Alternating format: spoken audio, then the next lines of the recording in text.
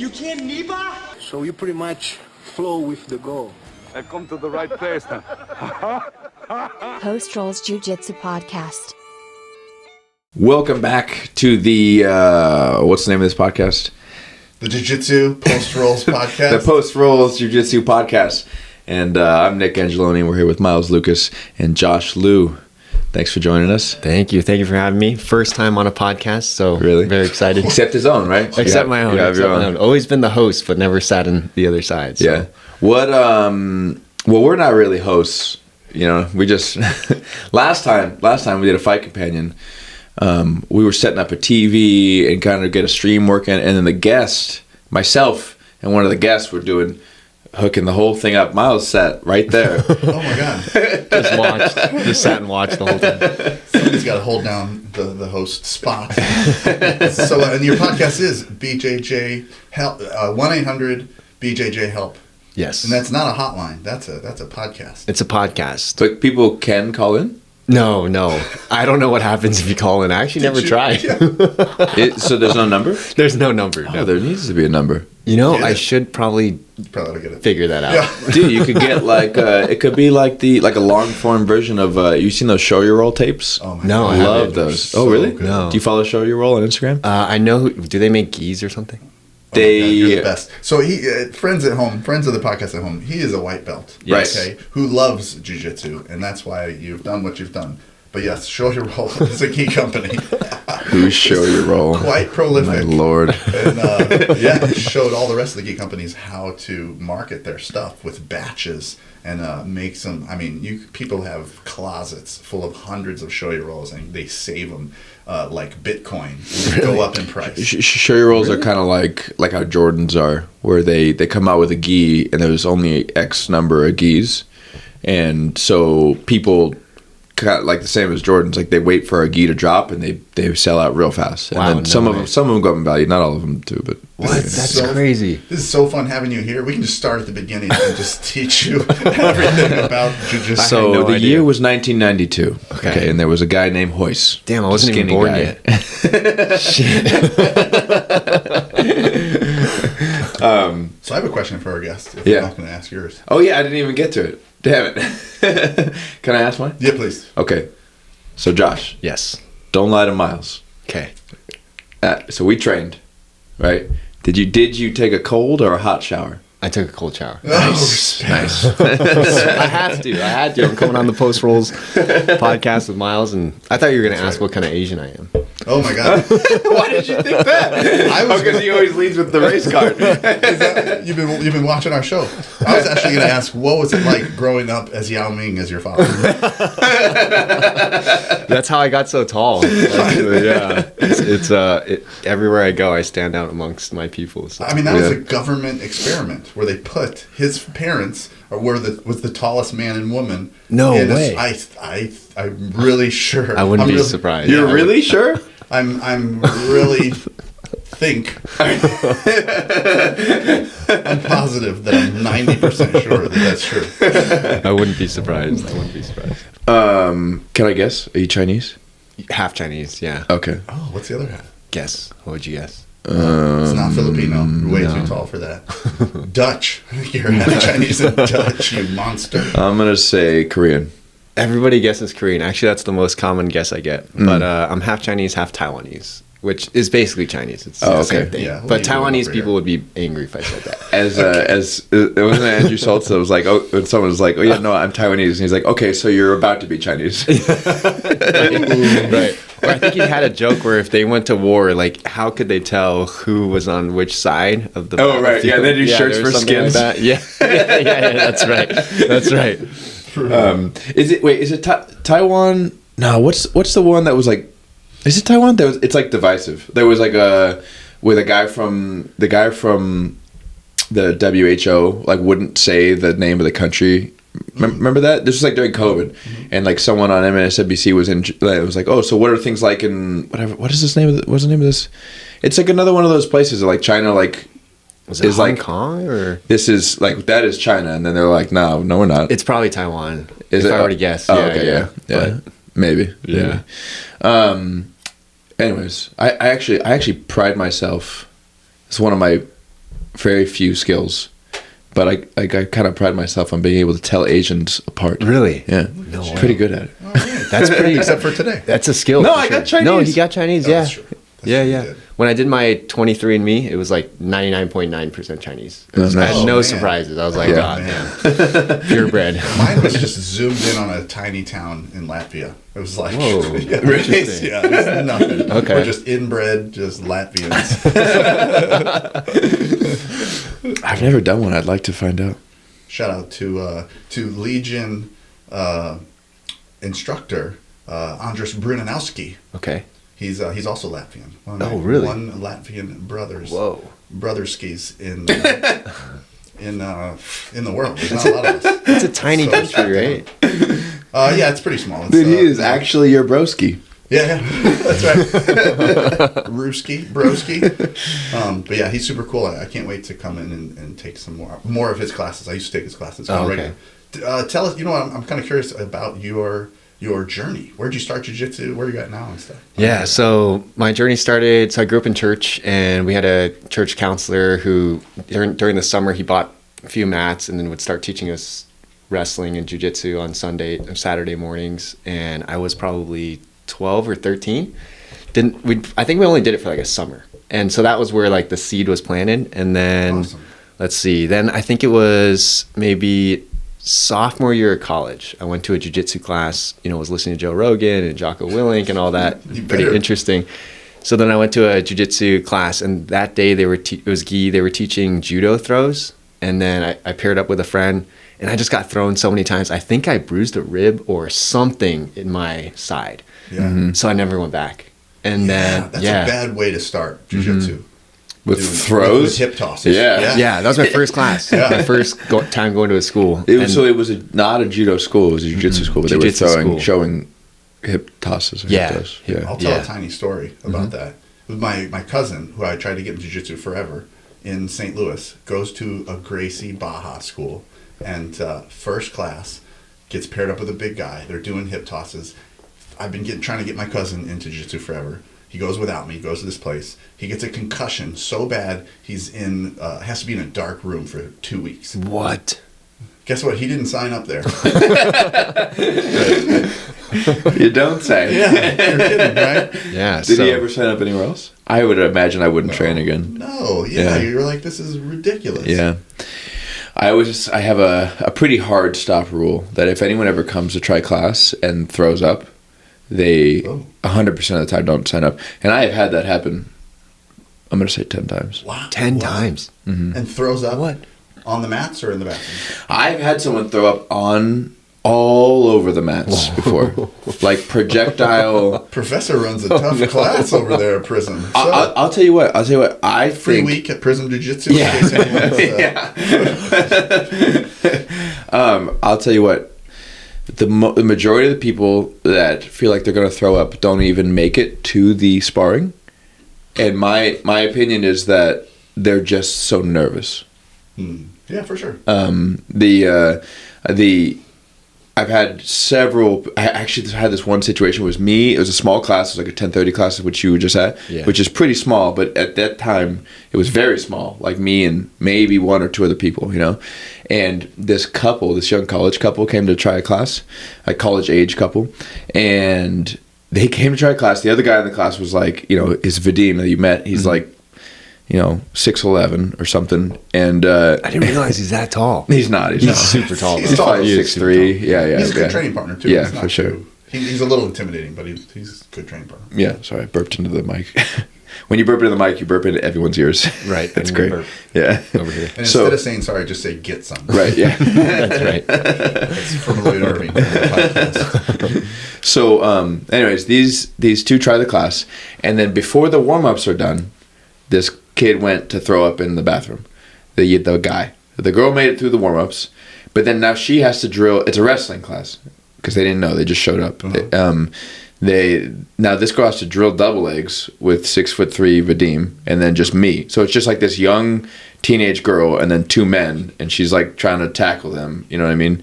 And I could tell she felt so uncomfortable, but I didn't know what to do. I wasn't gonna be like, "Do you want to leave?" You know what I mean? Like, what am I gonna do? And then then the boyfriend finally comes back out. He starts drilling, and then she randomly just goes, "Hey, I'm gonna sit down." And at this point, I mean, a while ago, I was like, "Well, these guys are not signing up, right?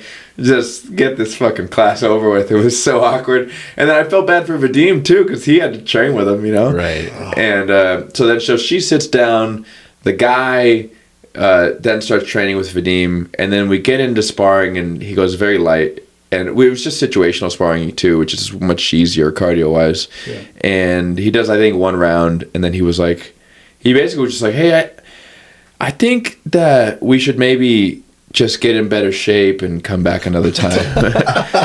and at some point he threw up a second time too, somewhere in there. I forget. Wow. He threw up a second time in the bathroom, made it to the bathroom. But I was like, that's why I love jiu-jitsu, guys. Get your sparring on.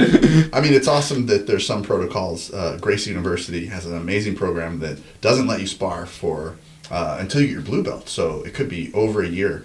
But then, I mean, the way I learned, here's everyone, 6 guys learn an armbar. Now they're like, go try that on him. Mm-hmm. I'm like, well, he just learned that too. Yeah, he did. All right, now try it. What? All right. And I loved that part of it. Yeah, I mean, love how difficult it is. And I think that's the reason why jiu-jitsu breeds such cool gym culture, because you have to have a certain level of humility to come in and get your ass kicked long enough and be like, okay, yeah, I'm not a badass. I didn't expect to do this, right? That's what weeds out the people that you don't want around. It is. I was just talking to someone who runs men's retreats yesterday, and he said the 5 things that men need, and it was to be understood, to be heard, to be admired. He went over this list of things, and in my head I'm like, all of those things are at open mat. That's all you got to do is get to open mat, especially if you're a big guy that that's what we were talking about. It was what was a tough retreat guest. And at jiu-jitsu retreats, it's one of the big guys that's kind of tough. And they start going hard on one of the, you can just tell they're going a little hard. And so what do you do? You see one of the big guys. What do I do if I want to roll with a big guy? Well, no, this is, I'm guessing we do the same thing would happen, but some big guy, nobody really knows each other. Before you tell me, I want to guess. I want to see if we line up. I know. But what's the question? Okay, so nobody really knows each other that well. Okay. Right? You got a group of guys, you're running class, or you're running the I'm teaching the retreat. Okay. Yeah, you're in charge. Okay. And you see one big guy, and he's going a little hard against some guys. What do you do? Roll with him. You roll with him. And what do? You got us there. You got a few of your friends there too. You start nudging each other. Hey, you see that? You see that guy doing some stuff? We got to make sure that he knows that he's not as big and tough as he thinks. Oh. He's got less experience than us. Yeah. And you go whoop that ass. And then what happens? What happens after you whoop that ass? He calms down. He's in love with you.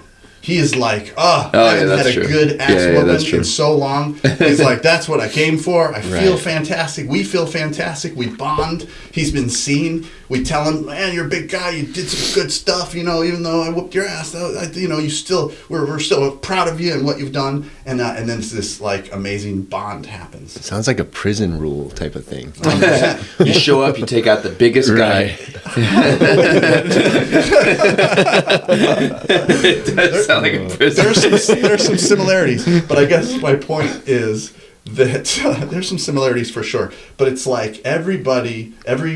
men they have these certain things that they need, and then you get so much of that stuff in jiu-jitsu. I mean, aside from a couple of things, one thing really, an open mat has the full gamut, the full spectrum of human emotion. And that's why I think it's so fulfilling. It's so great for everybody, and you don't even need a men's group. Not that you don't need a men's group, but man, it is a men's group on its own. Yeah, for sure. It's almost like religion in a way. I feel like a lot of religions. I went on a meditation retreat back in December, and in the beginning they take refuge in 3 things. So they take refuge in what they call the Dharma, which is the truth. It could be the Bible, it could be the Quran, whatever. Jiu-jitsu. They take refuge in the Buddha, which represents possibility, potential, which is maybe the teacher. And then they take refuge in the Sangha, which is the community. the people that you practice with. And so in jiu-jitsu, same thing, right? You take refuge in the truth, which is maybe all the techniques, the whatever, the things that are won't ever change, the things that are like there, and then you take refuge in the teacher, who's what you see as potential, possibility, the highest level, and then you take refuge in the group that you're with. For sure. I think there's a lot of similarity there. That's very cool. Yeah. The other thing that I feel like I'm wondering if maybe even he mentioned in this list, because I've heard like things like that before. The other thing that is, I feel like most men needs is to have a fight to fight. Yeah. Yeah. Like a mission. So, a mission, yeah. Yeah. And so you kind of get that in real obvious ways, like with jiu-jitsu, you know? Right. And we got that spirit. There's a spirit in us that like needs to, if you just bottle that up, we know if you don't do jiu-jitsu for a while, you start getting a little aggressive on the road. You start, kind of being the person maybe you need to let that animal out every once in a while. I think it's challenge. We need challenge and then to break through. Because I think we come from hunter-gatherer society, and men, there's a hierarchy. There's who's a good hunter, who's not a good hunter. There's younger kids learning, and you had to face challenge and then break through and kill something. And if you didn't, your tribe's gonna die. Like there's a lot at stake. Yeah.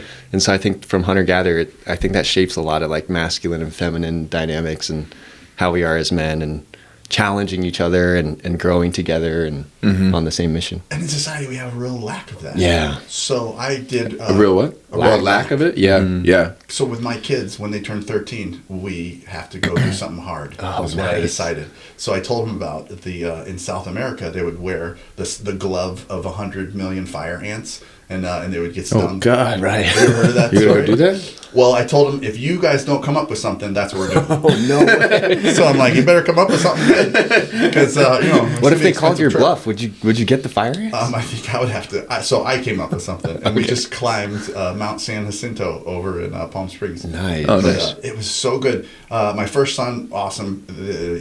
He did great. It was very difficult. It was a wonderful challenge. And then, he felt great after he did. That was the most he had hiked. We had hiked before, even though we did some practice runs previous. But then my second son, even better. So we do this time. It's so snowy. You needed crampons or spikes on your boots, and then even poles were super useful that day. So we're going through the snow. We're trekking through the snow. And meanwhile, too, this is cousins and my brother-in-law. And it's all dudes. It's men. It's a men thing that we do, just sort of as just to support him. Yeah. Like, hey, the men in your family and friends are going to support you. And shout out to Chance and my brother-in-law and his partner. And man, they came with me. And so we get to the last, it's like a 5-mile hike or something, but it's in snow, man. It's not easy. We stopped 3 times because he was getting high altitude sickness. And we did Wim Hof breath work. We chilled, did the Wim Hof breath work, got rid of the headache. Proceeded, and then a half-mile left. He was struggling. My son was struggling. He's 13, and then finally, kind of a couple of us stayed with him. And meanwhile, I mean, we're kind of fine because we knew what to expect. But he gets to the top. He took, I would say, probably a 45-minute cold out nap. He's just slept up there, and he tells me later, like this is a day later. And this is so cool. He was like, Dad. He was like, when I was struggling that half-mile up. He was like, I was deciding whether or not to pass out. Wow. And I was like, yes. Like, that's right. That's because so cool. You can decide that. Just like you can decide it in jiu-jitsu. It's like you can decide whether to tap or not. And in life in general, I mean, we are so much more capable of what we think we are that we got to sort of override that. Yeah. And he did it that day. I'm super excited. Man, guys, I'm going on Tuesday. I'm headed to Spain, but then Poland to teach at the Wim Hof Academy to trek up. Where you got 400 people they're bringing up. 400? Yeah. Wow. That's crazy. That's a lot of people with a bullhorn. Let's go. No, I'm just kidding. It's 2 people for. You believe me for a second? I did. You're like, no. I wouldn't be surprised. You can't do it. Miles at like the front of a pack of 100 people with like a staff and like a tablet. Just naked. For some reason, I grew a beard so big it covers everything. even though I'm new. No, it's there'll be 2 instructors per every 20 people, and we're going to do 100 people wow. a day. No way. And up Mount Shnezka and shirtless and in shorts. You know, Wow. the participants will be. It's going to be awesome. Yeah. Of 400, how many Yeah. don't make it? I mean, I think there's like the death rate's like 20%. Oh, okay. So okay. Talking about Everest. Like Everest. It's not bad. Yeah. I mean, you just have to leave them up there. Right. Just rummage, There's no rest. They just freeze, right? rummage through their pockets, take what they need, maybe pull out their chain and give it to their loved one. Sorry, guys. I mean, I know you paid for this $2,000 to come on this. Of course, there's not any retreat. refunds. I think they give them a little bit back. But 3 people did die on that mountain last week, though. Oh, no. Yeah, so... Okay. Was there like a storm or something? I mean, I think they must be taking an off path. So there's a straight path that goes up, and we do have to accommodate the weeks, to accommodate the goes with the weather. So yeah, Right. potentially there was a storm, Right. and but that's what we're going to do. I mean, these guys have done it. They've done it an awful lot, and the preparation is very good. And not only is there 2 instructors, there's 2 mountaineers. I think you'd call them 2 guides. So it would be like a guide and an instructor in the front and the back of every group of 20. Gotcha. So it's going to be very safe for people, but still shirtless and in shorts and outside your comfort zone, and Right, you get to decide not to pass out every once in a while. Right. Yeah. Have you guys seen 14 Peaks, the documentary? I Yeah. think so, yeah. Oh, it's insane. Yeah. It just reminds me of that kind of mindset to be out there in the cold and just Savages. send it like that. Oh, no, I'm scared. Especially that one when they were partying, remember the night before, and there was like, they thought it was 50-50 chance of dying the next day if you're going to go for the summit. Everyone was just so discouraged, and then he comes in and just gives everyone drinks, and they're partying, and the next day they go up and they summit. Dude, that's so Wim Hof-ish, because he is very much about the celebration of what you're doing. And he drinks with everyone. I mean, I think I've been in the sauna drinking with him, and like he just has a good time, and kind of that's what it's about. That's part of it's the mindset is a Right. bit of what you have to overcome with this stuff. So you make it a celebration. That's cool. But yes, back to the journey. I know you asked earlier. So I did go back to another jiu-jitsu class. In May of 2022. How much time? Like Since, let me think. So I must have gone to that first class with the judo throws in 2013. okay. So 9 years later, I go back to it. Had your a rib class. healed at that point? Not yet. No, it still hurts. Are you kidding me? Oh. I'm that frail. No, so in May of 2022, I go to a class in Hawaii. Super cool. Everyone's so chill at that class, and just had a much more welcoming experience. And then during that time, I was doing the digital nomading, so I worked remote and was traveling around. So then I just started every new city I went to, I would just sign up for a month or 2 and go from there. So fun. Started with mostly gi, and then now I just do all no gi. Do you? Yeah. And you're at Legion now, right? At Legion now, yeah. Joined Oh, it in no gi. October. So it's Okay. been about, what is that, a year and a half or so. Cool. What a Have you great rolled? place. Have you rolled, Josh? Yeah, at the house. Nice. We did Yeah, that's right. Mike's birthday party, Medium Mike. Yeah, yeah. Yeah, it was fun. Medium It was Mike. action, man. Yeah. You have a solid. There was a few situations where you have a solid like foot pummeling, high stepping, passing game. Thank you. And it. I think this is a classic Nick move right here. Just forgetting to turn the phone on. Do not disturb I know. during the podcast. I don't forget. I usually leave it on because it is the gym's okay. phone. Like, Yeah. San Marcos, Texas, which is funny because No, they made a mistake. not the San Marcos right They're here. calling another San Marcos. yeah. Someone they Googled jiu-jitsu in San Marcos, and then That'd been funny. What if you could have? Is that illegal to just turn it on and pop it on the mic? Hello? I don't think it'd be illegal. Is Yeah, that I illegal? wonder. What if you just took the call and then you booked him for a class and. That's how you do it, boys. Cha-ching. What was I saying? Oh yeah. You have a good like high stepping foot pummeling game, and then but I could. So you're like at this point where you're like getting good at it, but your timing and capitalization is not there because there was a few points where you'd get like around my guard, and then maybe you didn't expect it, and then like you know what I mean, like you'd get around, and I'm like. Yeah, you know, like there'd be a quick I'm pause. I'm like, okay, and then I'd go back to my guard. Oh, You interesting. didn't like quite capitalize on it. You like Yeah, get yeah. to good positions, and And I'm like, that's just whoa, a timing I'm here. thing. Yeah. Yeah. I remember the first time we rolled, and then you said to me, "Wow, you're very technical," and I was like, "I think that's just a nice way of saying you're not very strong." There's no good way to compliment in jiu-jitsu, right? Because if you go, man, you're so strong, it's like, wow, right, you suck that's at this. And then, I was very technical. You're a little... But yeah, my journey. I think everyone's journey. That's not what I meant by that. I meant it as a compliment. Thank you. You're so Something I get out of So submission. slippery. Yeah. But yeah, it's the coolest thing to me is how everyone's journey is so different and unique. Yeah, And for sure. Yeah. I mean, I think you can't benefit enough from training at multiple gyms.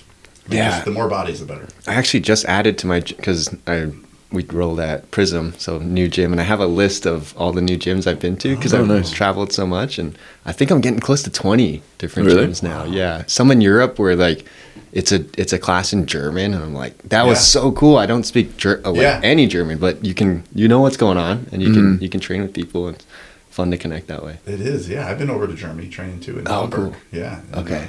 yeah, super cool. So are you going to get a gi with like patches of everywhere you trained? Like That'd be NASCAR? sick. So I wanted to get a rash guard from everywhere, but Yeah, it was just too many gyms. So yeah. You don't But have I 20 rash cards? No, I don't have 20 rash cards. But the Atos in Vienna I went to, and that was super cool. First time I ever trained at a Atos gym. in Vienna, that's sick. Yeah, it was the first time I trained at a gym where they were doing kind of like the ecological approach, like little games. Yeah. Kind of like some of the games we're doing today. Yeah. Actually, I think me and Mike have been completely nerding out on eco stuff, and I got mats in the garage, and we've been training together in the garage, really? just experimenting with different games. And actually, I think that part of the class today was, as a beginner, I felt was the most beneficial. Like I noticed when I was like explaining it, I kind of saw you like smiled a like, I little was bit. like, Yeah. Finally, like this is the type of stuff that I love. Yeah. So we what was it? only did one game today, but usually I'll incorporate a couple, or not usually.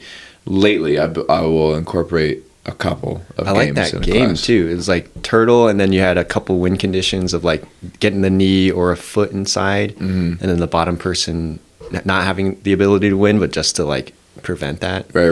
Wow, Yeah. yeah, that's a great one. Yeah. That's the beginning. To me, I the felt end. like as a white belt, open spar is like by the end of 3 rounds of open spar, I have no idea just what happened. Right? It's hard for me to take away a lesson. Yeah. But in positional, it's like, okay, I can, in eco, they call it repetition without repetition. You adapt so quickly because you're like, okay, that's not going to work. Let me try something else. Let me try something else. Let me try something else. And finally, That makes okay, sense. this helps a little bit. So then that's something I can take away. And I journal after every class. So today I was nice. like, oh, these are the things I pick up. But if I go to a traditional class where it's like technique and then straight open spar, I barely take anything away. I don't use the technique in open spar. Everyone's going so hard. Right. I just go to what I know, and so That's awesome. I would, what you have to do when you are not the better person, you just have to ask your partner and be like, will you start here? Yeah. You know what I mean? Yeah. And most of the time, especially, usually it's not like, hey, do you mind if I start with your back? Right. And Full most of the mount time, with grapevine. Is that okay? Flattened out on the. With a face crank tonight, just my forearm in your teeth. Yeah. Just a fully locked heel hook. Start there. I'm working on the finish. Tell your Working girlfriend on my I kept, braking mechanics. Yeah. I kept winning today, babe. It's awesome. But yeah, it's I've been yesterday or the day before was the first time I did a full class with no techniques. Really? I still like am a real believer in techniques. Like me personally, I learn really well that way, and I just think there's a mix of people. Yeah. Well, he at white belt you wouldn't have though. Like you would. I think I did then as well. Really? Yeah. Okay. Yeah. But I without realizing it created my own like ecological games. You get yourself into the position. Right. You Yeah. keep, like, you know what? I don't care what we're all doing. I'm gonna just get in this position again. Right. Exactly. Yeah. For sure. Yeah. Like That's what I if do. I would lose, like if I was trying to work on X guard, if I lost my X guard, I was no longer trying to sweep. I was just trying to get back to X guard. So there's probably like a lot of wasted time when I was trying to get to the position. Right. But then I was just doing the same stuff. I think it was John Jacques Machado that, said he said what he used to do was write goals down, and he would like put them around his house, and it would be like, if I want to, this was in his words, like, if I want to be world champion, I'm going to do this by this date, and he'd sign it, and then he'd put it like on his bathroom mirror or like whatever, you know. Yeah. So I would do things like, okay, if I want to, I forget what I had as my long-term goal. It might have been that if I want to be world champion, then I need to like sweep 3. If I was a blue belt, say I would need to sweep 3 other blue belts with my X guard by this date, you know. And then so since I had those goals, I was just like, well, I got to just keep getting the X guard, and so inadvertently I made that my own thing, right? You know? I was wondering why that was on lipstick in your bathroom. Yeah. Yeah, my Right goal under where it is says "Smile, you beautiful." Respected Jean-Jacques Machado. It's Jean, you son of a It's biscuit. No, it isn't. Jean. Yeah, his name is Jean Jacques. Oh, it's Jean. It's pronounced Jean the French way. I didn't even know he was French. You're probably right. Come here, correcting me with it.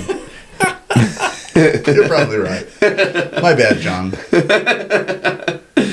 Much respect. He's the man, though. I went to his class and bought his shirt and like rolled with him. Yeah. And then you know. You roll with him, really? Yeah, I got to roll with him. Oh, I'll tell you the roll. It's so fun. But you know, Machado means axes, and that's why axes are in his logo. Oh, that's sick. And so I went to the axe throwing place, and I tagged him. I was wearing my Jean-Jacques Machado shirt, and then and throwing axes, and I tagged him in the post. And no kidding, 3 seconds later, it was like fist, axe from him. And I'm like, oh my God, this is the greatest, Mr. Machado. Respect, sir. Did I forget what I was about to say? Sorry, I told when you. you met him, did you call him Gene? I just called him like master, professor. You know how I get all oh, he was the best though. Can I tell you? I interrupted your story, but I can tell you. No, I didn't have a story. So my buddy Joey, who's now a black belt at Jean-Jacques Machado's, and which is awesome, and he invited me in there, and so I'm sitting there, and I'm at the front desk, and I'm like, hey, I'm a friend of Joey's, and literally, I'm just going to call him Professor Machado, Master Machado, and he was right behind me. Without a question, it's Jean Jacques. Okay. Yeah. Fair enough. No disrespect, sir. Much respect. And he's right behind me, and he was like, "Oh, you're a friend of Joey's? You're a friend of mine." And he gives me like this big hug, and I'm just like, "Oh my God, I'm wet right now." And so I suit up. We're out there. We're doing it, and I think I had my phone because whatever, you know, I wanted to grab a picture, and then we get to open mat, and I'm like, "Hey, Jean-Jacques Machado, I want to, you know, I watched you when you fought Carlo Una, and you armbarred him in the ADCC, and I'm just a super fan. Let me grab a picture real quick." And he was like, "Put the camera away, we're gonna roll." And I'm like, "Oh God, I've never been so wet." So, and we start on our knees, and then we start going, and you know, he's just a savage. He gets me different ways. But because I had my camera there, I handed it to someone, and they got a bunch of photos of us rolling, which was awesome. And there's at one point, 100% my fault, because he's got the wicked overhook with the claw. And right. So yeah, he knows he's got a claw. It's okay. And he pops. Are you aware as a white belt? hands like okay. He's got a pinky and a thumb. Oh, pinky. So he's always like, yeah. He just That's constantly cool. laid back. He's just hanging loose. It's got the ultimate hang loose. And so he pops my arm. And I have a picture of the moment, him popping my arm when I'm literally inverted and like flying one direction, and he pops my arm, and then he's in the picture he's like letting it go as it pops because I probably yelped. But wait, did he hit you with he has an overhook and you try to pull the overhook, you try to pull your arm out and he catches you halfway? He has an overhook. I mean, it was from north-south, so I was on bottom north-south, and then I extended my arms, and so, I mean, that's stupid, but his crank is pretty good, and I don't know, somehow we flipped around. Yeah. The picture's awesome. I'll show it to you later. We'll put it in the show notes. No, Yeah. I'm just kidding. always giving Nick so much extra work after the I podcast. don't do it. I don't do any of it. There you go. There's nothing in the show notes. We don't have by the I way. don't even know what show notes are. So It's just like N and M doing stuff. That's it. That's all we get. But yeah, it was awesome. Most of the time when I'm posting an episode, Yeah. I it has been 2 weeks since we recorded it, so I don't even remember what we talked about. So I'm always just so like, it's hard to- Nick and Miles are joined by Josh, and they talk about jujitsu. Right. Totally. Wait, I have a question. So, Sure. in a situation like that, etiquette-wise, Yeah. when someone like Jean-Jacques Machado asks to roll with you, how hard do you go? Do you kind of wait and see what he's gonna do and then match? You want to kind of match, but I try and go like 120%. I really Just try to let him know, right? Yeah. Well, here's the thing: if you tap him out, then you're a legend for life. So. That's right. So like, if I tap, I just take my stuff off and I leave it there for them. Smell this. To put it in a frame. As I leave. Yeah, no, but so yes, I try and match. But he's, what is amazing is when you match people, then you really have a really nice match. Right. So the Professor Nelson at Gracie Baja in Encinitas, I had a wonderful back and forth with him where like his pinky toe is keeping him from getting swept because we're both matching pace so well. Yeah. And just super incredible.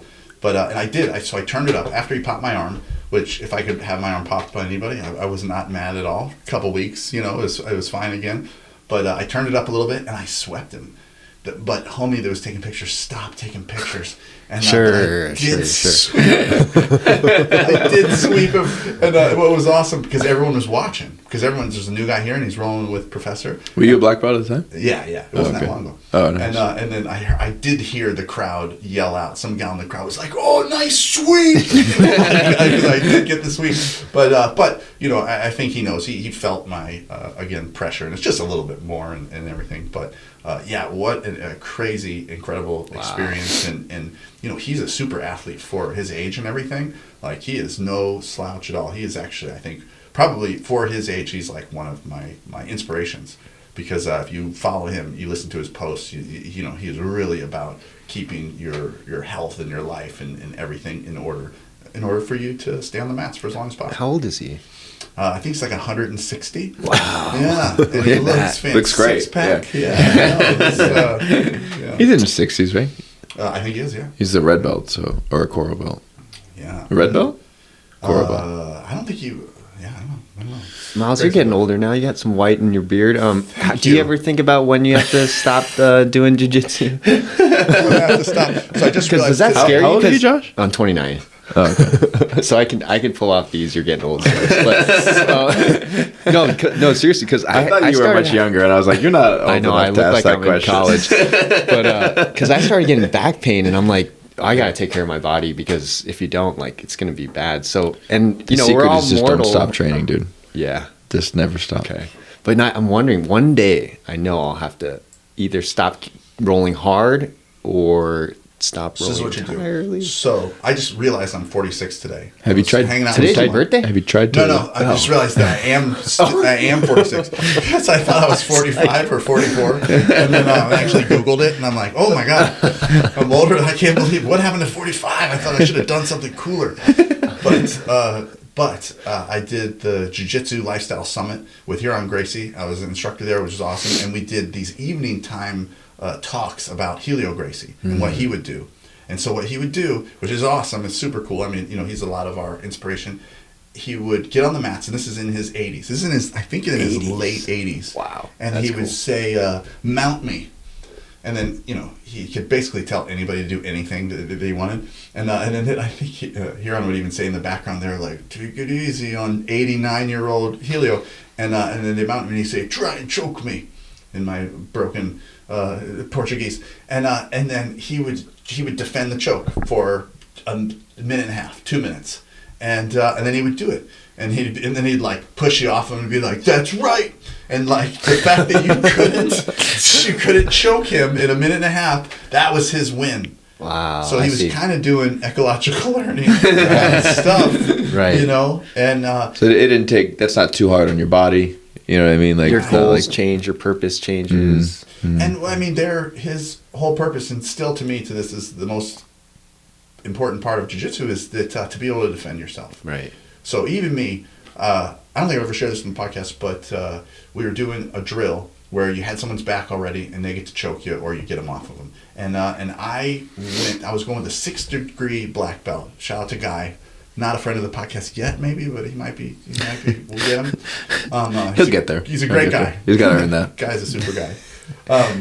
And he had my back, and he goes for a face crank. He missed the choke, and he didn't care. He went for the face crank. We're both big guys, so it was fine. And then I go for like a reverse can opener, and then he switches to an arm bar, and I didn't quite Quentin Jackson him, but I'm trying to get him off me pretty good. And I get out of it. But we're both like, it was very difficult. And I didn't want to be underneath him, right? And here I was like, why don't you just go to your back? And I'm like, then 6th degree heavyweight black belt Guy, it will be mounted me. I'm like, why would I do that? I wanted to try and get out of it. He was like, that's just because you're not comfortable with your mount defense. And I was like, son of a biscuit. I mean, I don't want big guy on me, mounted me, you know? And I really took that to heart. And he kind of made fun of me that weekend, and he brought it up a few times. And I just humbled myself and like, man, well, maybe I'm not comfortable, not enough to leave big guy on me. And so one of my favorite training partners, not a friend of anybody, Barsadi, that's his friend, but the enemy of the podcast. The enemy of the podcast.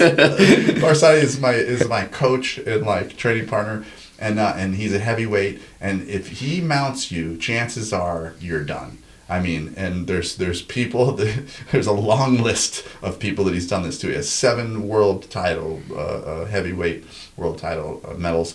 And the next time I roll with him, when he mounts me, usually I'm done because I try to escape so hard. So this time I just block. And I start to see openings happen, but I'm still block. And then I'm like, all right, one of the openings got pretty large. I'm going, whoosh, whoosh. And I get out. And I'm like, whoa. And that day even, hope he is listening to the podcast, I choke him until he's out. Out cold. Out cold. Although I didn't know it because he doesn't tap. So he just like stayed there and turtle. And then told me later, he was like, no, I was out. And then like he kind of like woke back up. Enemy of the podcast, Marsach. Love you, buddy. I haven't been Him out and Yuri yet. Samos, the two enemies of the podcast. Yuri Samos actually is, he probably hates us. But. I want to disagree with. Please. Was it Henner who showed that? It was Huron. Huron? But this is for jiu-jitsu, not competition based. Self-defense. Yeah. Right. So even more so. Real jiu-jitsu. Right.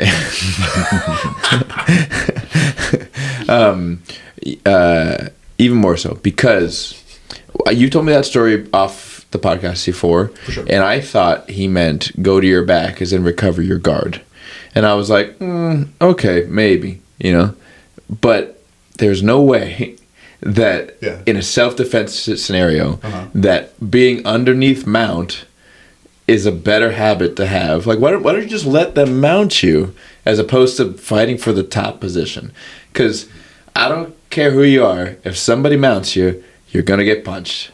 Like, at least once, right? And if it's a huge guy, I don't want that. So I think maybe it was my subpar fight for the top because I barely got it, and guy nearly armbarred me.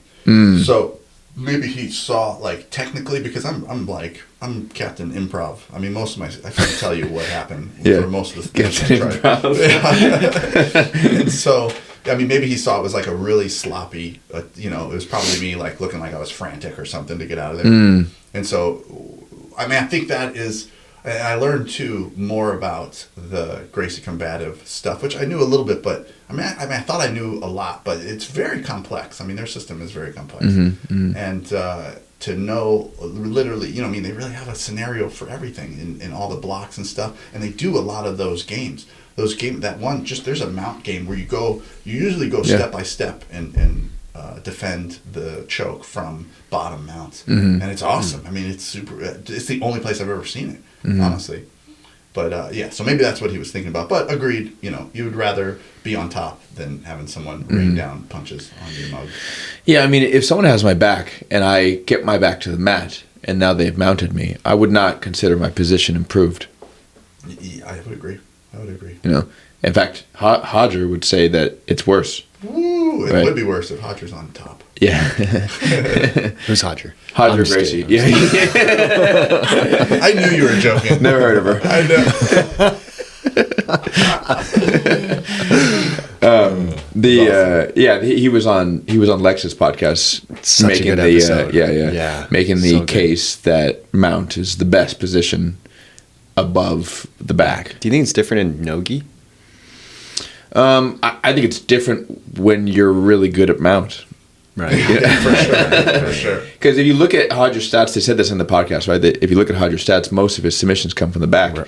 And he is like, well, it's because I'm so good at the mount that they turn over and they give me the back or whatever. Yeah. I think he postures up and even drives a tailbone into their soul.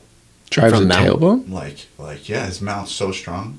He drops his ass on like Yes. into their And stomach? he tightens up his legs. He intentionally starts to collapse around them. I'm pretty sure because he's going to be teaching. I'm going to be co-teaching with Hodger Grace. Wow, that's at cool. The Grapplers Retreat. But, I'm teaching other stuff, breath work and ice baths. He's going to be teaching the jiu-jitsu. After Hodger finishes teaching jiu-jitsu, you come in and like, all right, well, Let me show you what. let me show you how I do it. Oh my god, I'd never. But that's what I've heard that he has an intentional pressure that he uses with his mouth. You could do that as a joke. I think that'd be pretty funny. If you step in there, you're like, actually, one thing I think is a Can I little just bit better, correct a it? small Yeah. detail I want to share. That would be funny. It would be funny. I don't think he would laugh though. He doesn't seem like a humorous guy. Oh, really? He'd be like, If I started doing that, I don't think I could stop. I think I would like. You I teach the just whole- want to keep doing that. Just skip the breath work and just do another jiu-jitsu. I'm gonna make friends with him, and I'm gonna try and do that on the last day. Yes. Yeah. Okay. Yes. Yeah. For would the be pretty podcast, we funny. can cut to that. but yeah, so according to him, right, if you were escaping the back and you just got your back to the mat, now you're mounted, that just got worse for you. Yeah. Yeah. Unless you're not comfortable with your mount defense. Well, here's the thing, though. Here's the thing, right? Like, if say my back defense and my mount defense are equal parts, okay? When you're on the back, you have to defend the choke, and that's basically it, more or less, 90% of it, And if you're mounted, you have to defend the choke and the armbar and the submissions from there. But you also have to get punched in the face. Oof. Yeah. If if someone has your back, they're not punching you in the face unless you're belly down, like flat in the back. In which case, you lost. Can they punch you in the back of the head? Elbow you in the back of the head? Not hard though, right? Because look, if they have to have your back. Your head is right Too here. close. Like how hard can I you see. hit? You know what I mean? Yeah. Like push you away and maybe drop an elbow behind you, but Right. Grab your hair. Bash your face on the concrete. Oh, Josh. Take her easy, pal. I have another question Curb stop 'em. for you guys. Do you remember the moment you got your black belt, what your first thought was? About time, mother. Oh, no. Dude, I will say this. You know how it's so common when people get promoted that most people think like, man, I don't deserve this, Yeah. Oh. For every time I got a belt, I was like, fuck yeah. Right. Yeah, I never felt that way. I was like, dude, I've been waiting for this. You had your own school at the time, which is awesome. You had your own. Yeah, blossoming but school. I knew my promotion was coming. It was scheduled. It was like, because there was okay. like 10 of us that were getting promoted. So when I opened my school, I was a brown belt, but Yeah. I knew that a month later, Right. that I was getting it. So, I think that's really important too. That you is it important. It's you should have prepared. You should have had enough preparation. I think that you feel like you're deserving of it. Right. I mean, luckily, we schedule ours too at Gorilla, and a bunch of my friends had gotten their black belt in the previous promotion that I could do very well against, and so they were telling Professor Matt Darcy, shout out to Matt Darcy, friend of the podcast for sure. They were like, "Dude, what are you doing? can you please? Yeah, this dirty brown belt keeps beating us, and it's making us mad." So, but yeah, that was really nice actually that he waited. I don't know. I think maybe it was just he knew it'd take me a long time. I mean, it took me. I was a blue belt for 8 years. That's right. Yeah, traveling a lot, right? So Yeah. Yeah, because it's interesting. I feel like a lot of people on the jiu-jitsu journey see that as the peak of the mountain. But once you get there, I'm sure the purpose changes and the goals change. But how has that changed? For sure, you yeah. guys? How did that change for you guys? Wow, you started your own podcast in the middle of our podcast. He's hijacking our podcast. Questions from Nick and I. I just have separate. I just don't think about that anymore. Yeah. Yeah. It was always like, it was always more or less a pat on the back. It was just like a resume thing, and I looked forward to my promotions, but was still thinking more about like how am I progressing in certain techniques, and I definitely feel like from when I got to my black belt to now, I feel like I've learned as much as white to black. Wow. Dang. It got so much easier to learn. Yeah, for sure. Yeah. Right. Kind of like how I think Gordon said that in a podcast with Joe, and he was like, "I'm getting better faster than before," and Joe was like, "Well, how is that?" And he's like, "Well, because once you have the understanding, it's so much easier to figure out and solve problems. So when you come across something, you don't have to like go search the internet for it. You can just like think about it, and Yeah. So I don't put a whole lot of weight into like degrees. So I definitely don't like look for. I'm not like, oh, I can't wait till I get my degree. Yeah. Because they really don't mean anything. You don't have to get better to get a degree. So it's just like degrees are more about like your time spent contributing to jiu-jitsu, like the community. So Right. You feel that way about degrees? Really felt like about degrees. I mean, I'm pretty behind on my black belt degrees, so yeah, I don't put a lot of emphasis on them. But I really felt like when I got my black belt that it was the only thing that mattered. So all you guys, blue, purple, you think you got a championship in what? Oh, really? In the sophomore year, you did good. Oh, amazing! How about come to black belt, see what's happening? But in all honesty, my favorite part about it is that I don't care if I get tapped out by a black belt. It kind of annoys me if I get tapped out by, I can't even remember when I got tapped out by a brown belt, so I shouldn't say that. But it annoys me when I get a hard match against someone that's not a black belt. Right. It just annoys me. But for sure, I've been, I don't remember when. Really? Selective memory. Selective memory. Well, yeah, I don't know. Maybe it's been a while. I don't train as much as you guys, I can think of times where like blue belts tapped me as a black belt. Yeah. Well, you put yourself out there. You're actually, more than anybody I know, you are willing to go after anybody. And that's why, honestly, dude, that's why I love you so much. You just like are willing to put yourself out there and go against anybody. People have to come in your gym or whatever like that. You are a very humble person for that reason. Thank you. But I love, like, now, especially Legion open mat, like I usually go with the black belts because those are the most fun matches. Because I don't care if I get tapped. Yeah. I mean, they can tap me fine. Yeah. But but it's much more of a back and forth. Right. Until it's a four stripe. The worst people to go against are the 4-stripe brown belts. The dirty brown belts that are like, I need a black belt so bad. Yeah. I was at a Hodger Gracie school in London, and the guy that gave me the worst time, the black belts were fine. There was even monsters there. I mean, I didn't care. But this one guy, man, he wanted to tell everyone that he was about to get a black belt, and he just wait, you said Hodger's school? At Hodger School in London, yeah. Man, you've been at like all the fucking awesome I did places. get to visit his school. I missed him being there a couple times, but I did get to go to their place. And my favorite part about that story is I was working as a creative director at an ad agency, and I'm giving presentations the next day. And that brown belt with four stripes and strings hanging off the brown, like it was going soon. He destroyed my face. He was ready to tap my cheeks. He was ready to tap everything, and I had to go to the I think it's called Boots, or it's like a Walgreens, and I had to go find my color, and it's like a lipstick. I found my color to like get rid of all these key marks, and then I go to work that day, and I'm kind of tired too because it was a late night.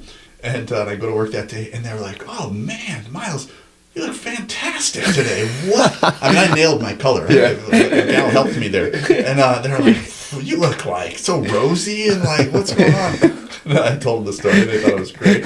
I'm wearing makeup. I'm covered in makeup right now.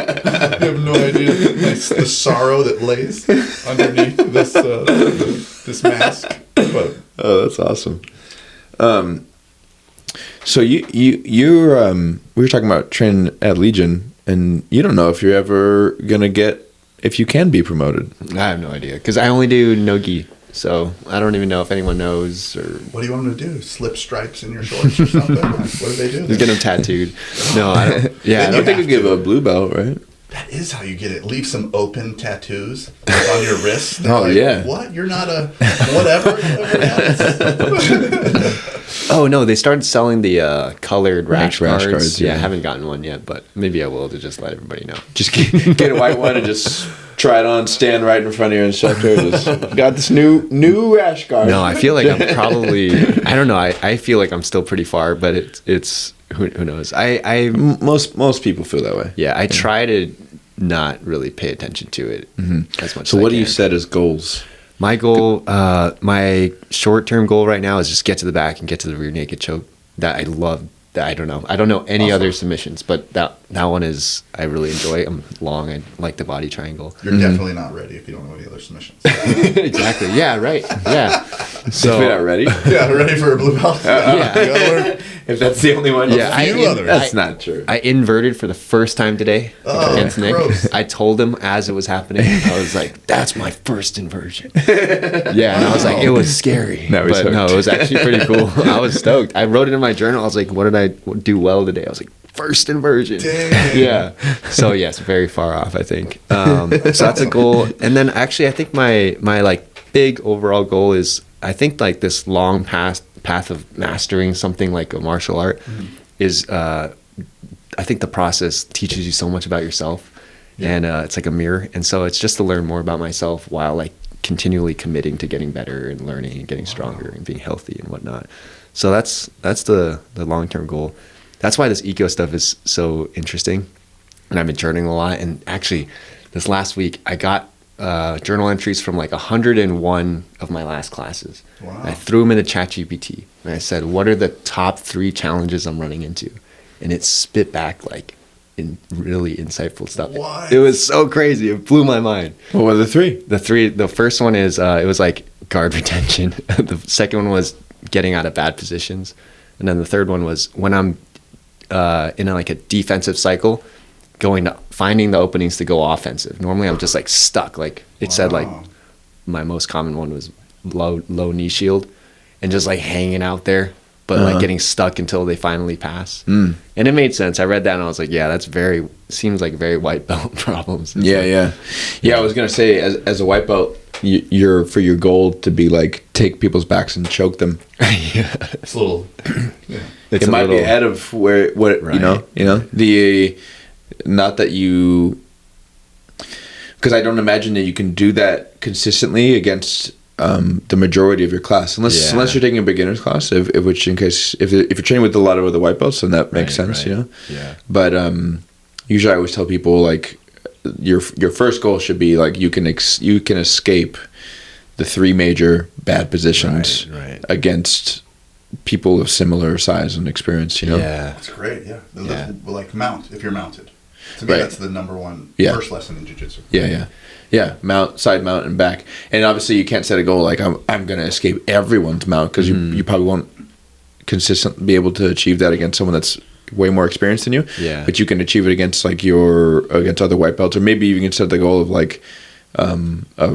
of blue belts. You know what I mean? Right. And that's the tricky thing, is because like during open spar, as a white belt, most people are way better than you, and so then it's like, oh shoot, I got to kind of adjust my goal and my intention even in this one spar, and then the next spar happens, and you're like, oh shoot, this guy's, you know what I mean? Like, Right.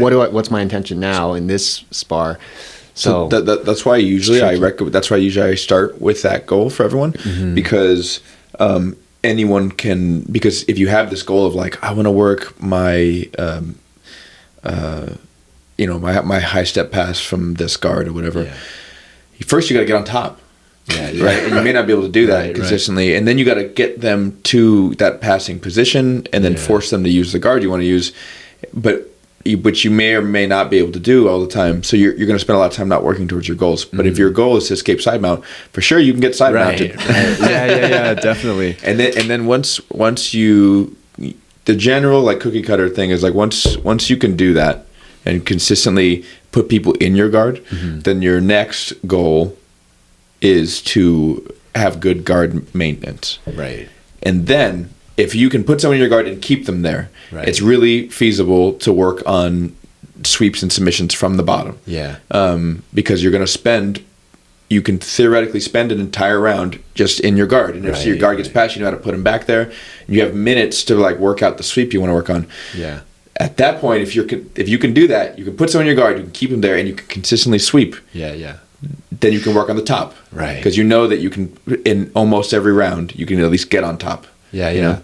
Yeah, it's kind of interesting. It's almost like thinking about your jiu-jitsu journey like a curriculum. And if you were to spend the first year always in escaping bad positions, maintaining guard, and then the next year into, from guard off balancing or something like that, that'd be awesome. I mean, that's the first, but the main goal of jiu-jitsu is to not lose. Yeah, right. That's what Helio Gracie would say, friend of the podcast.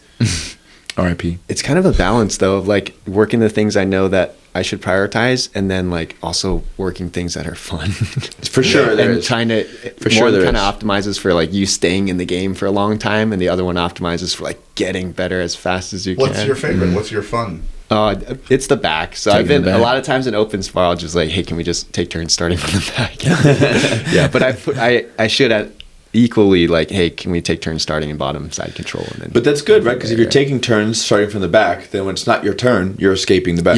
So you still get that defense. Oh, that's true. Yeah. I should start doing it from mountain side control probably. What's your favorite? What's your favorite? Like, what's the sweetness? If you just want to get to a position just for fun. A position. I really like guard passing right now. Oh, do you? Yeah, for sure. The potato? Guard passing is almost like it's like the thing I have least experience with because when I was fighting MMA, guard passing is not worth the effort. Oh, you just stand and back up? No, like when you're on top. If someone puts me in their guard, if someone puts me in their guard, that means they're not getting up. So I'm like, sweet, I'll hit you from here, Yeah. I always like practice like the GSP method, which was you just threaten the guard pass enough that they have to commit their hands to blocking the pass, and then you just punch them while they're putting you back in their guard, and then you just start over. Interesting. Wow. You just like almost pass, and they go, oh no, the pass. You go, bap, bap, bap, and then you're back in the guard, and then you do the rinse and repeat. Dude, how'd you get over, in MMA, how do you get over the fear of, because I haven't done any striking, and I think a lot of people are probably in my shoes if they haven't done striking, there's that fear of just getting hit. How do you get over that? Do you just get hit a bunch and then you're just used to it? Yep. What about your eyes? You get hit in the eye. That would probably suck. The pain thing is not an issue. It doesn't hurt. Okay. It doesn't hurt. It's just uncomfortable. Emotionally uncomfortable. It doesn't hurt because when you do it for the first few times. Do you agree with this? You've done a fair amount of striking. Like the first few times, you're so nervous that there's enough adrenaline that there's not a pain factor. Okay. Except for leg kicks.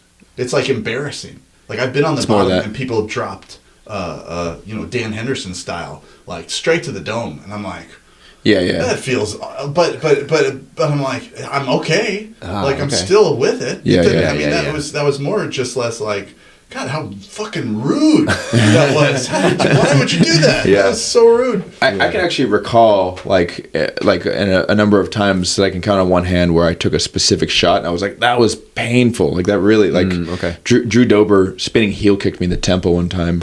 That hurt. That didn't feel awesome. Yeah, it sounds terrible. I don't know if you've been the same since. No, probably not. But yeah, it really doesn't hurt. But it is still scary. And then, and also if you're cognizant of how much brain trauma you're taking, that's usually what makes it scary because it's like fuck, I don't want to get a concussion. Yeah. What's that? It's a worry. It's like you're like, for me it was. I got a little rattled right there. Yeah. But I'm still okay. Yeah. Interesting. But it's a lot. Fight Club got a lot of things right, man. That's a great movie. They really did. Right. It really like makes you feel like just like, you know, Right. you just, Yeah, it it's a feels great so movie. great. I've seen it 100 times. Fight Club. Yeah, I probably have too. Have you seen it? I have. Do you know what Fight I know. Okay. It, yeah, I've seen it. And then, actually, have you listened to Chuck Palahniuk on Joe Rogan's? Yes. So Yeah. good. Yeah, so good. it was awesome. Guy's very interesting. Yeah. The other thing that we've talked about this before, where that Fight Club got right, is that, you know, once you've been in a fight, the everything else gets the volume turned down. Oh, you yeah. know? Yeah. I like the idea of laying out venison on an abandoned superhighway. This is after the Is that in the movie? after the What? crash. So remember he was driving and he took his hands off the wheel. Oh, yeah. And he was like, "You gotta let go," and then he lets go, and then it yeah, goes yeah. dark, and it's just Tyler Durden talking to him, and he was like, "This is the vision of the future. Everything's gone, and we're laying out venison." Strips of venison on an abandoned superhighway, and we're coming. I don't remember that. Do you remember this? I don't remember that. I told you I've You seen have it watched it 100 100 times. Wow. I've I watched think it, you like, got in a car crash and you imagined this. Tyler Durden was in your head. Tyler, a piece of my consciousness is for sure Tyler Durden, Yeah. just like it is all of us. I mean, to me, consciousness is a group of entities. And it's not one. It's because you have two arguing entities, and Yeah. and one of them is Tyler Durden. But they also have the Is one of them Marla? Marla. Oh, I mean, Were you gonna say the quote, the line that I was thinking of? I'm not gonna say it. It's like the grossest line of all. It's the worst line in the movie. Oh, my yeah, God. yeah, yeah. You know what I'm talking about? Yeah. After they're having sex. Yeah. Remember, Chuck said that there was another line, I think, that she was going to put in there, but they had to cut that out. Yes. They're like, And we they can't made it say that? line instead. I'll tell you after the I podcast. think, yeah. They were like, this one is This better? one's better. It's worse. Yeah. What is it? She said, "I haven't had sex like that since grade school." No, that was Well, in the no, that's movie. that's what was in there, and But it was what was- worse than that. It was like that was the gist, but it was worse. What right? was supposed to be in there was like, I hope I get pregnant so I can have your abortion. Oof, that's hot. Isn't that crazy? Yeah, that's sexy.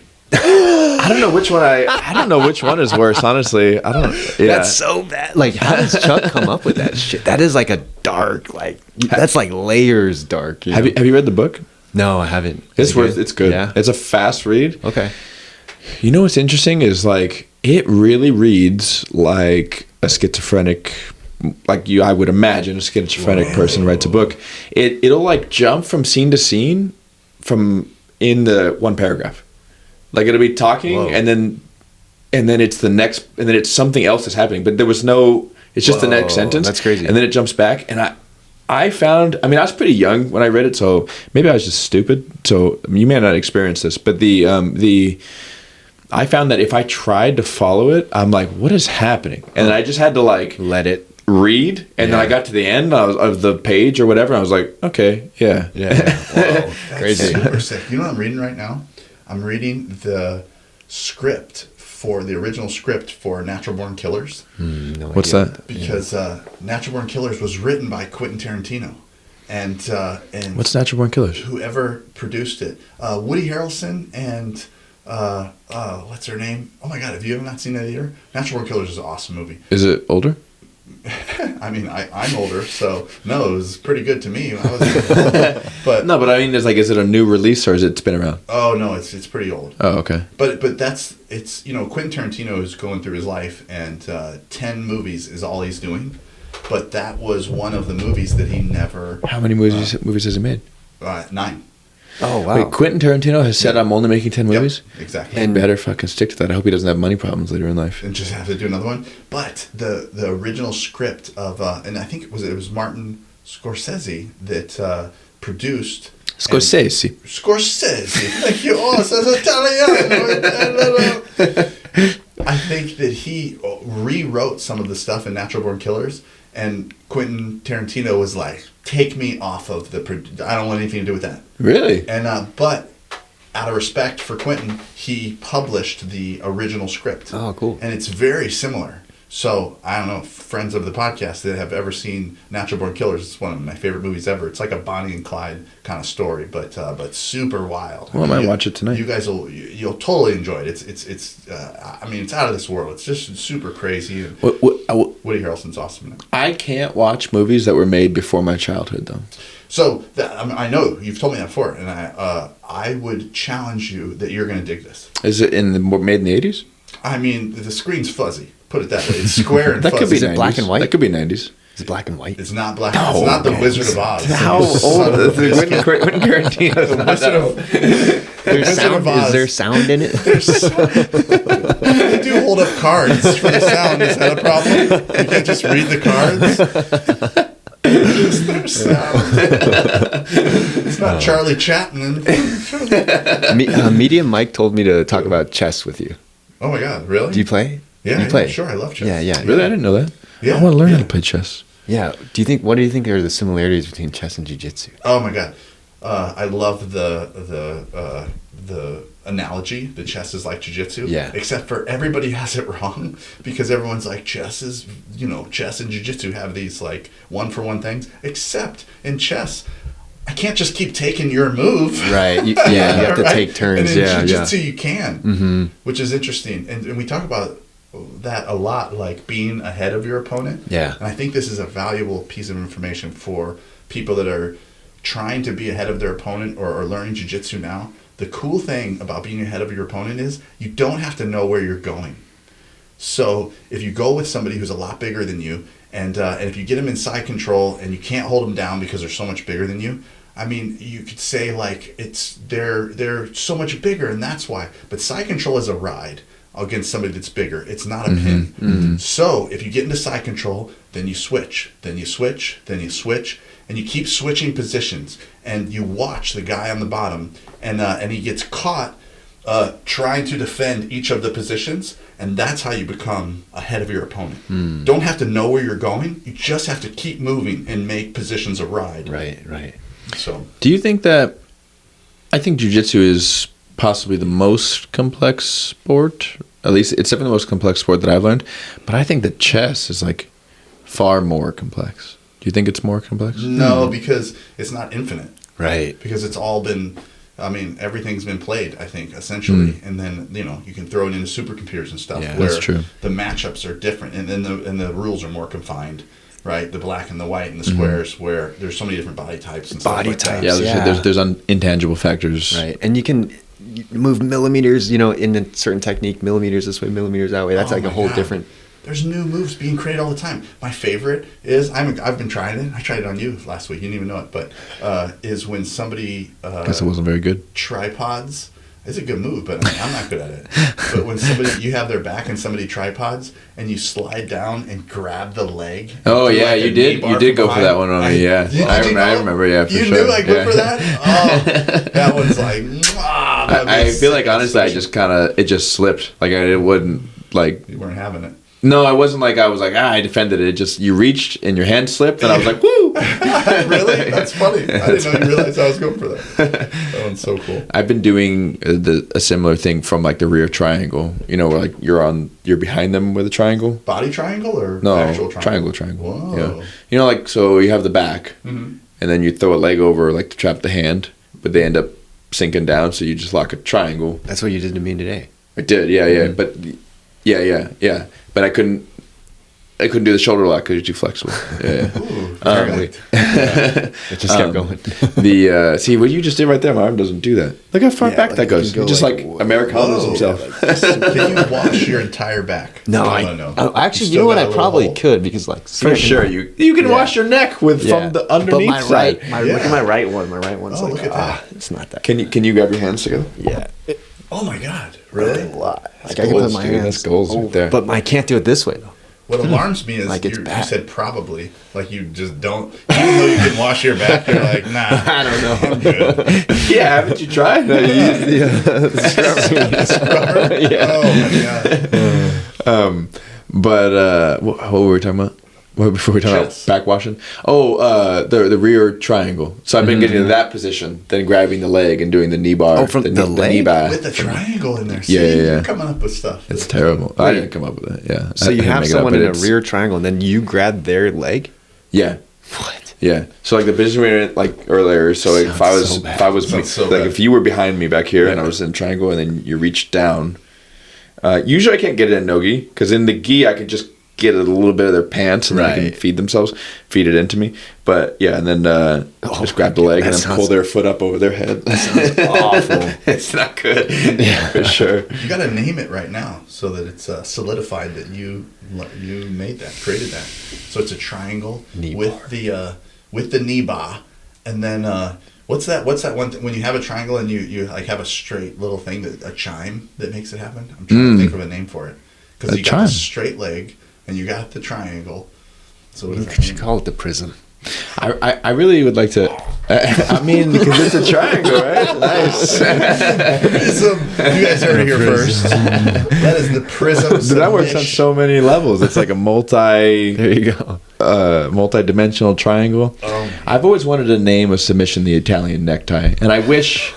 It's so unfortunate because the Darce, right, is essentially it is the Italian necktie, because Darce is, I think it was Joe. I don't know his first name, but it's Darcy. D''ARCE. That's why it's called Darce. Okay. The announcer in the fight just didn't know how to pronounce the guy's name, but he's an Italian guy that made that move. They called it the Darce. And then all of the variations are called whatever neckties. I'm like, dude, this needs to be the Italian necktie. Like, Wow. you know? Wow. I'm trying to think of variations. Like maybe you put a fist in their mouth and you call it a meatball, and then that's the Italian necktie.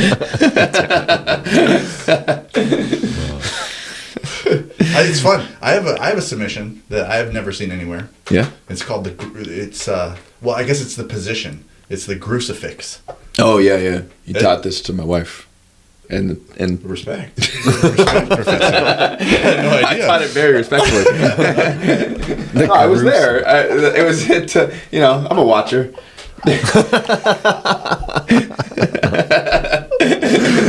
No, in Tulum at the Jiu Jitsu retreat. I taught it to Josh. I tell you what, last when you were over at Mike's. You remember? Wait, hold on. I have to finish the story. I can't leave it. Get off I can't this. leave the What listeners- happened? I can't I'm leave the trying to get off listeners this story. on that. We were in Tulum, and your wife and my wife were rolling, and then you That's right. showed them both like how you did your crucifix did I position. really? Yeah. Okay. All right. Yeah. It's powerful. It's really nice because you can actually trap. You can drive one elbow in, and you can get both of your hands free as their hands are both trapped. So you can like play the old camp game where you put your hands inside someone's t-shirt and you like, oh, and he has breakfast, and you crack an egg on his head, and like, oh, it's so fun. The crucifix. It's similar to the assassin choke. The position is right. The position is Yeah, a little bit. yeah. I Yeah, have the assassin choke is no awesome. idea what these are. The assassin choke is when you have the crucifix and you take your belt and you put it around the person's neck. Right? Yeah, that's why I don't do. And control them. That's why. But no, there's a no-gi assassin choke. Shout out to key because I don't want to be assassin choked. It's not worth it. and that was Barry Yoshida. That's the creator of the assassin choke. Shout Right. out to Barry Yoshida. Yeah. Hopefully friend of the podcast. He's the man. Wait, so what got you into eco and like experimenting with eco? The Gracie games first.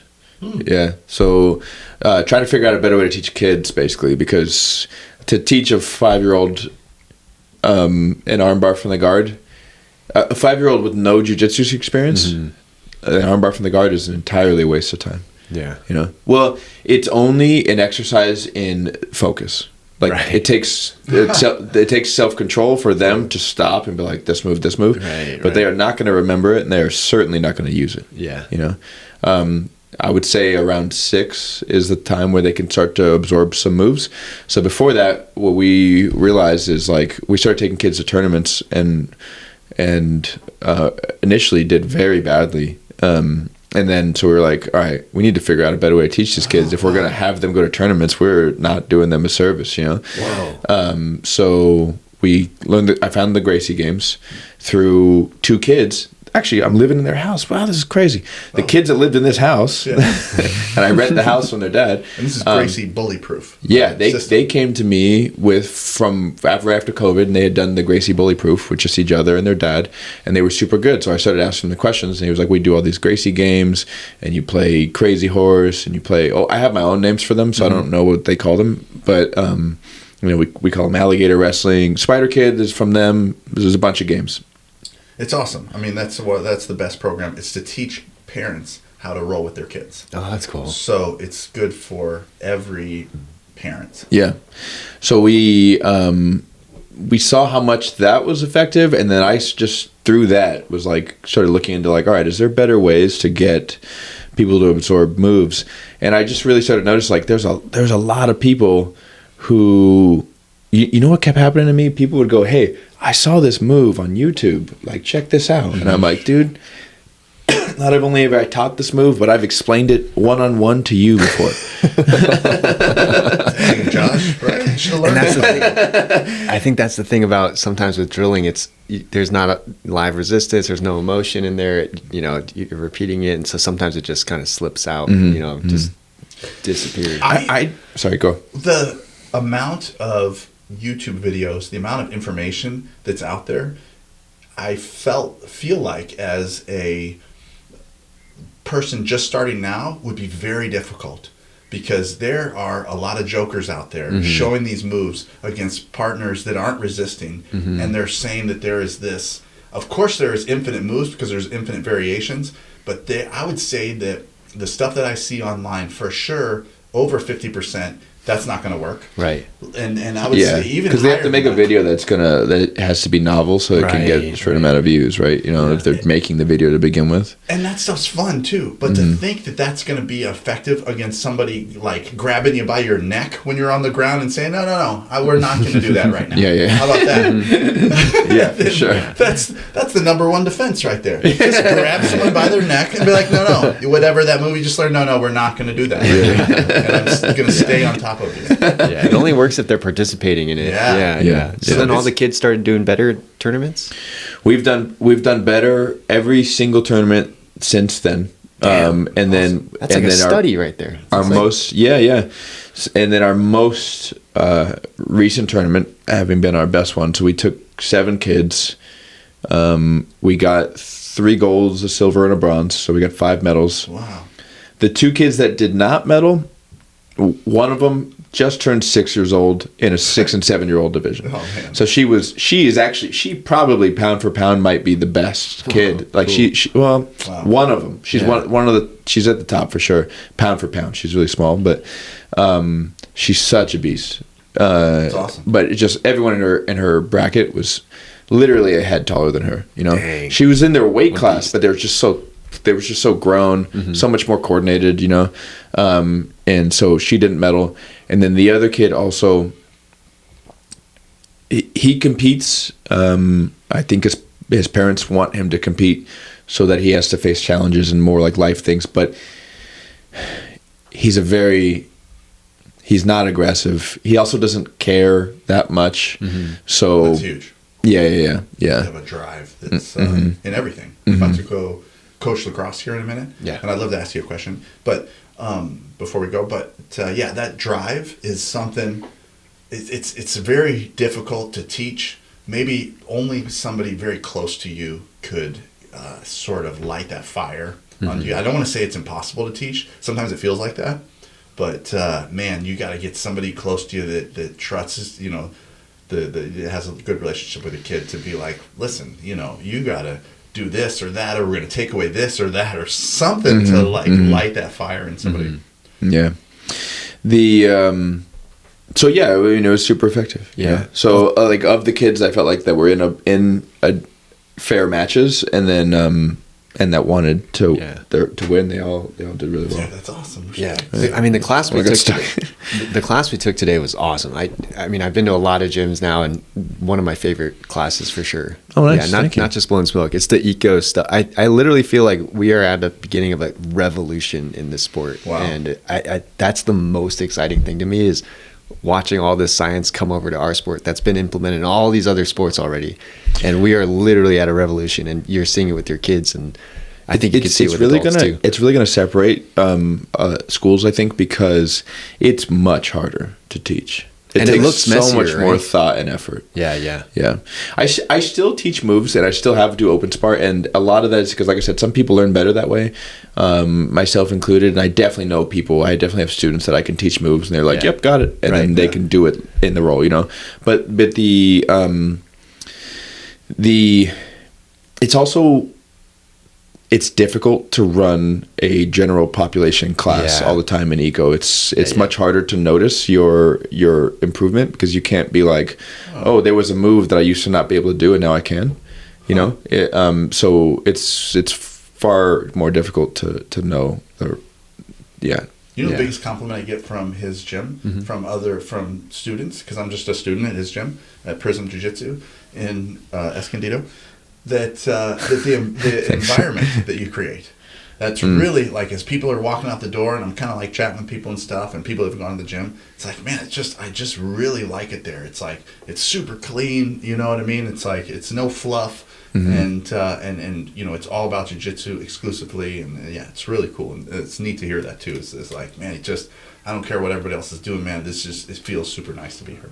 Nice, thank you. Yeah, for sure. And last thing, we got to roll in a minute, but to finish off, I'd kind of like to know your goals with where you're at and where you're going with jiu-jitsu in general. Oh man, with jiu-jitsu in general, I think I want to get better at learning how to learn, which is all the eco stuff right now. I think I'm super obsessed with that. So yeah, I think it's cool in jiu-jitsu when you experiment with something, you get feedback right away. And so yeah, I want to get better at designing games to work on really specific skills. So and then what are your goals for the podcast? Oh yeah, so I wish we could have talked about your podcast more, dude. Yeah. I mean, we can stay on for a few if you've got to run. Oh, yeah, totally. Yeah, but you should keep rolling, please. Cool. Yeah, the podcast is 1-800-BJJ-HELP, and please don't call that number though. Don't call that number. I'm gonna. Not yet. I might try to call that number after this and see what happens first. It might turn into maybe I need to buy the hotline. BJJ help. If that's 800's already taken. But Jake Luigi, I started it with Jake Luigi. He's the guy behind Less Impressed, More Involved, BJJ on YouTube. I actually heard of him because I had a bow hunting podcast before, and he was a listener. I know, right? Isn't that cool? Yeah, he was a listener of the hunting podcast, and then he came on as like kind of a new hunter, him and his wife, asking us questions. And years later, I got into jiu-jitsu when he was kind of just starting his YouTube channel, and we would have these awesome conversations, and we decided to start a podcast together from basically day one when I started, and each week I just ask him a question. So it follows like the very ignorant white belt questions all the way through. So maybe they're just dumb questions that people... that's why it's BJJ Help 1-800. You're the questioner. Yeah. So that's why you told me that. You have like a ringtone and everything, right? Yeah. So I basically call Jake every week, and now we're having guests on, so I'll call a guest on and then ask him for help with the jiu-jitsu journey while kind of journalizing my own journey. You got my that's number really wrong, cool. Though, when you called me, though, you know. That was hilarious. That was legendary. Oh, yeah, you were on it. Yeah. That's right. Last week. That's right. Yeah, hey, guys, I'm out of here. Okay. Guys, stay here and do a full Rogan. No, I can't. I got another 5 minutes. Probably. Okay, cool. Yeah. All right. No, we can wrap it up. I gave my spiel at the end there. I want to ask. This is going to be a 30-second question. Is that okay? No, I'm gonna roll. I gotta go. I'm coaching lacrosse. All right. Just started. You guys See, are Mike. the best. Right. See you, brother. Mike, Miles. I mean, in your defense, my phone always changes his name. It does to Mike? To Mike. Yeah. Every time. That's so weird. Type his name twice because it's the same spelling. Just right. Cheers, guys. Later. See you, Miles. What was I gonna say? Oh. What the fuck is up with that name? It's terrible. I know. Well, yeah, it's like impossible to search. There's all the dashes in there and stuff. Yeah, and I always get it wrong. I'm like, less impressed, more. It's less impressed, more involved, right? Oh, no, not both yours. our names. No, yours is awesome. No, yours is cool. It makes sense. Okay. Less impressed, more involved. No, dude, what's up with that fucking terrible idea you had? Well, when I tell non-jiu-jitsu people, they're like, BJ, what?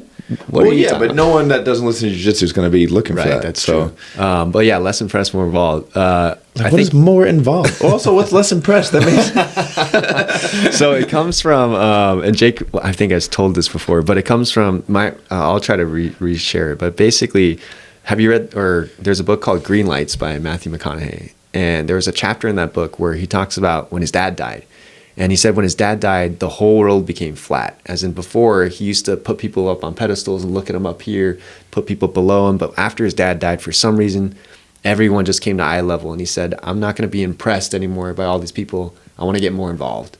And so it's kind of a deep meaning of like, be less impressed with all this and be more involved. Like just move towards. So the things his you like want. approach with this is like, let's not like look at these guys as like, oh my gosh, these jiu-jitsu gods. Yeah. It's just like let's just involved. get in it Let's get and be like, involved. here's what they're doing. Get in the conversation. Ah. Yeah. So that's where it came from. But it's impossible to remember. It's super confusing. But I think now he has the logo like Limi, like Limi. Yeah, that's not any better. I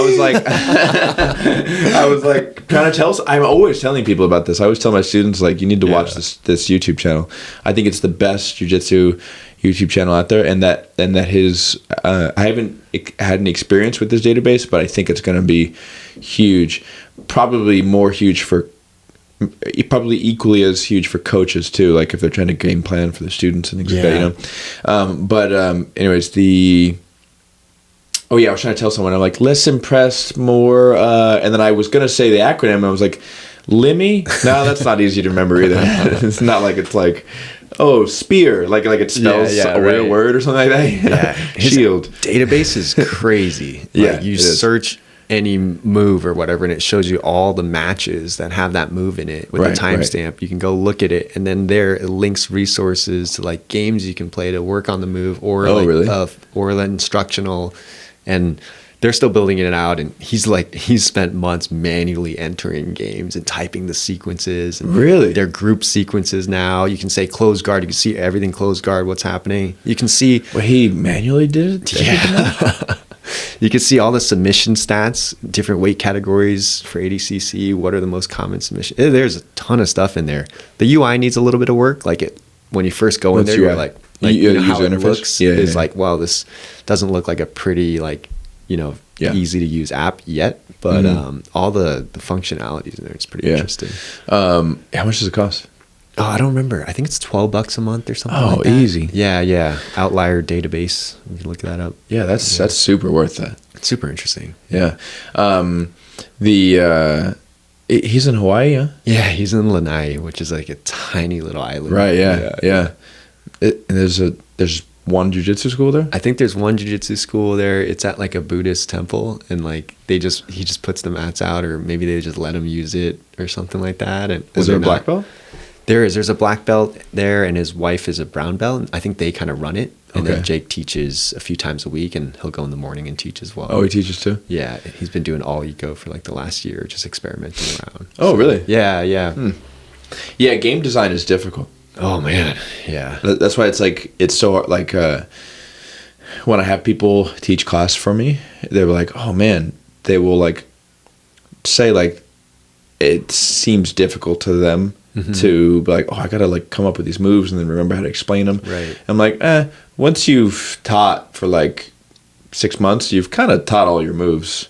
Well, at least for me, I teach 13 adult classes a week, and then Dang. I used to teach 10 kids classes on top of that. I don't teach all the kids classes anymore. Yeah. But after 6 months, not every move that I know, but all of the high percentage moves that I would recommend my students Right. use. You know, I could show like the Carney from Rubber Guard or something, but I don't teach that much, you know, or at all. So it's kind of like I don't have to plan anymore. I just like, I'm teaching that one lesson that I've taught already, you know, a lot of times. I remember it. But when you want to do game design,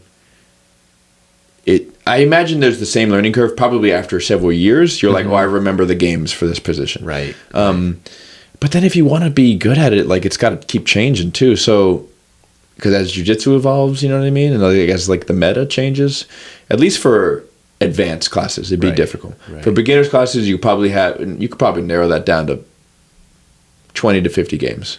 And be like just these games. It's interesting because like I think teaching a little bit of technique can be good because you're teaching the game, and you know you give them focus and what the rules are of the game, the win conditions, but the techniques they can inspire their intention. Like, oh, now I can do this or that, and it gives me a few options to play with. Yeah. Like Greg is we can call him a black belt at the eco world. He's so clear with the game design and the task focus and the intention and the win conditions and all that I think he gets away with just 90 seconds of explanation and they go into the games.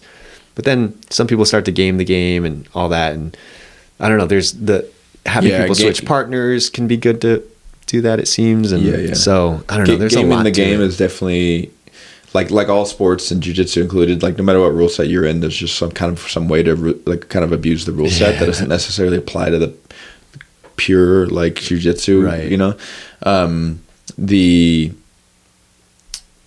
But you know what, like, so Greg is, I would say this because when you watch his students, I'm like, there's no way that they invented the things that they're doing. Yeah. You know what I mean?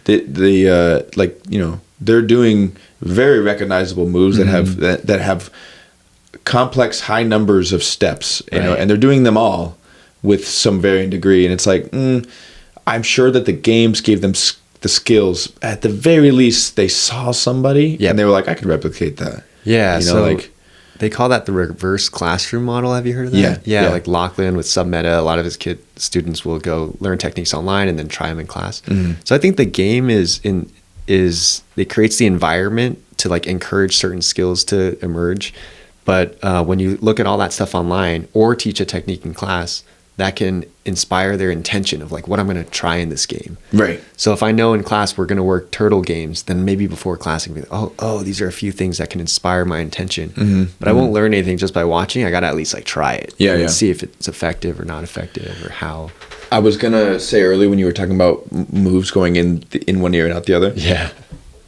I also feel like there is a skill of explaining to people. Okay, because I find, tell me if you disagree, I find that it's easier to remember a move that you see on the internet than it is to remember a move that your instructor teaches you.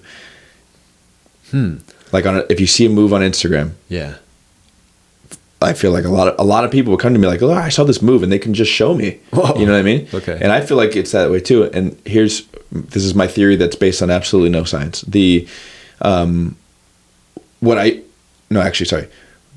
This part is fact, right? Like what makes something easy to remember is attaching an emotion to it. Yeah, so if you have like a high amount of dopamine or something like that that's attached to the memory, or fear, stress that's attached to the memory, you will remember that for a long time. So when you're scrolling Instagram, it's just dopamine. So that's built into it. You know what I mean? You're like, oh, I remember this. It made me happy when I saw it. Right. And he probably saw 20 moves, but there's one that spoke to him where he's like, oh, I want to learn that's that exciting. one. Yeah. Versus when you go to class, it's like you don't have a choice in what's going to be taught you. So you're probably just like, all right, what are we going to do today? Exactly. But then if I'm in class and I'm like, man, I've been thinking about Kimuras lately. And then the instructor's like, we're working Kimuras that happens today. sometimes, right? You're like, fuck yeah. Yes. Yeah. Yeah. So I think that happens as well. So, but there's other ways to build in those emotions, right? To like, if you can get people to care, right. And that's another like big focus on my teaching. And I'll give you an example. We were working on some armbar defenses that, you know, I was seeing kind of the average amount of retention on, and then there was that one of the many crazy J-Rod matches where seems like his arms is about to snap and he escapes. And then so the next day I was like, hey, we're gonna show you this reverse hitchhiker escape. If you guys have ever heard of J-Rod, he did it, and like all these eyes light up, right? And I'm telling you, dude, everyone in my school uses that move now. Wow. Like they all know it because that's cool. they went, oh shit, that was awesome. I remember that. And they all, you know what I mean? Right. So if you can figure out a way to attach some level of emotion to the move, they will access it better. And I think that's why I have an easier time remembering moves, because I love jiu-jitsu so much that when I learn a new move, I'm already excited to learn it, you know? Right. The challenge is with the masses when you start getting, exactly. You kind of have to, they're always asking what's in it for me. Yeah. And I feel like any instructor, a good teacher, you kind of have to sell them on why this is so important. Yeah, in a way, sure. like, hey, how many of you ended up in this position, or how often this position comes up? This is one of the most common positions, you know, in jiu-jitsu, and something like that. I don't know. I had this. They have this brown belt in my school. He's this older, grizzled guy that kind of grew up possibly a little rough, you know. And I had him teach something, and he goes, you know, you get in this position. He was teaching like a headlock escape or something, like some real like Gracie self-defense, you know. And he's like, you know, you get in this position, right? The drunk guy at the bar, and you're stuck under here, right? We've all been there. And you know, like he tried to do what you were just saying. We all look around like, no, No, no one's been there, Rick. That's so funny. Anyways, all right, let's wrap it up. It's been a good talk. It's been awesome. Yeah, thanks for having me on. Yeah. So one more time, your podcast. Yeah, it's 1-800-BJJ-HELP. You can find it anywhere podcasts are. And yeah, I'll probably, if you're cool with it, do a swap cast. We can link it over to mine and see if we can send some people your way. What's that mean? Like, take this audio and I'll just post it on my podcast. Oh, fuck be yeah. like, hey, Yeah. you know, Okay. post rolls. That'd be cool. Yeah, definitely. Yeah. And then, if you want to listen to this podcast more, Post Rolls Jiu Jitsu podcast. Right now, we're only on Spotify and YouTube and a couple other small ones, but find us there. And then you can follow us on Instagram.